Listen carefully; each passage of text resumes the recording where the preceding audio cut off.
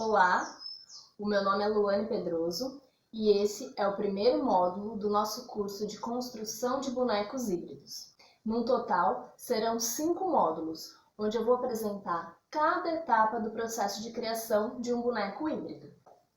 Então, nesse primeiro módulo, a gente vai ver quais os tipos de bonecos que existem no teatro de formas animadas, então quais os principais, as principais técnicas utilizadas para o inanimado se apresentar, o que são os bonecos híbridos e quais materiais a gente pode utilizar para construir o nosso boneco. No teatro de formas animadas, então, existem, por exemplo, as máscaras, o teatro de máscaras. As máscaras podem ser neutras, como é o caso desse exemplo aqui, muito utilizado para o treinamento de atrizes e atores, mais do que para a cena, de forma geral. É bastante utilizada no processo de treinamento, no processo pedagógico mesmo. Já essa máscara aqui é um exemplo de máscara expressiva. Nesse caso, ela foi esculpida em papel machê, que é um material muito interessante, que a gente vai utilizar na nossa construção de boneco híbrido, lá na frente, no módulo 3, que a gente vai fazer a cabeça do nosso boneco, porque é um material de muito fácil acesso, de baixo custo e muito resistente, sem precisar da gente ir atrás de materiais mais caros, como por exemplo o termoplástico, que também é um material bastante utilizado para a construção de bonecos, daqueles bonecos hiperrealistas, que ficam maravilhosos, mas infelizmente ele é um material importado, então fica bastante caro para a gente trazer para o Brasil. As máscaras expressivas, elas são utilizadas nas cenas, geralmente elas são de rosto inteiro. Além da máscara neutra e da expressiva, existem muitas outras, como a meia máscara, bastante utilizado no teatro de comédia dell'arte. A origem da comédia dell'arte é lá na Itália por volta do século XV. Era um teatro popular apresentado nas ruas. A comédia dell'arte, ela traz os personagens tipos, que representam não um indivíduo especificamente, mas determinadas camadas da sociedade. Então, por exemplo, o Arlequim, que é o personagem mais conhecido, da comédia dell'arte.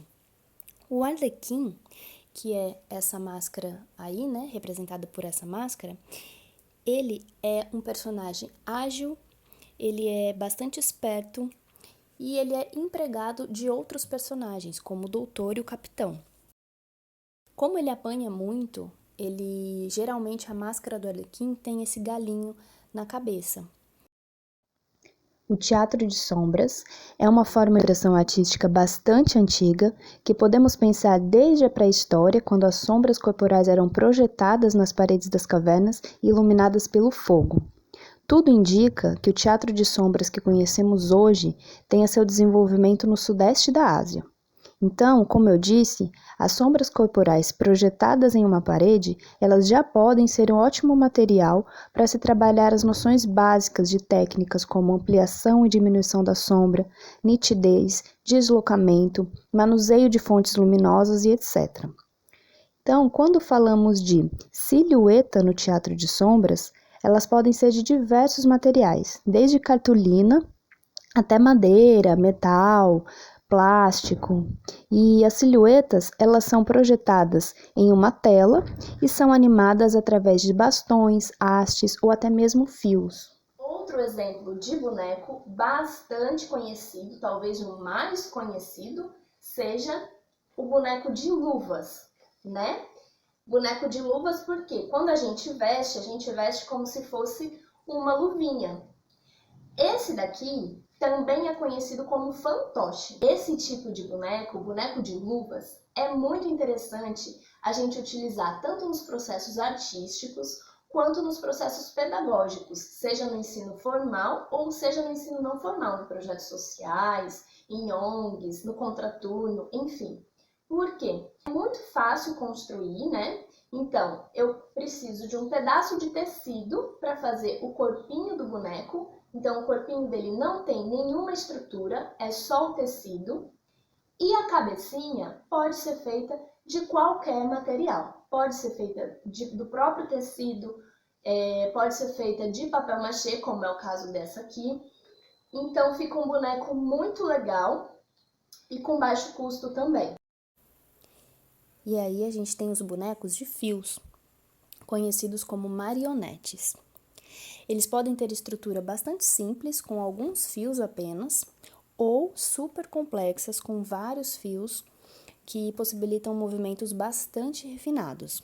Então, nesse tipo de boneco, a estrutura articular é extremamente importante, pois são as articulações que possibilitam maior ou menor mobilidade ao boneco. Aí a gente tem alguns exemplos de bonecos bastante refinados, né? Bonecos de fios bastante refinados.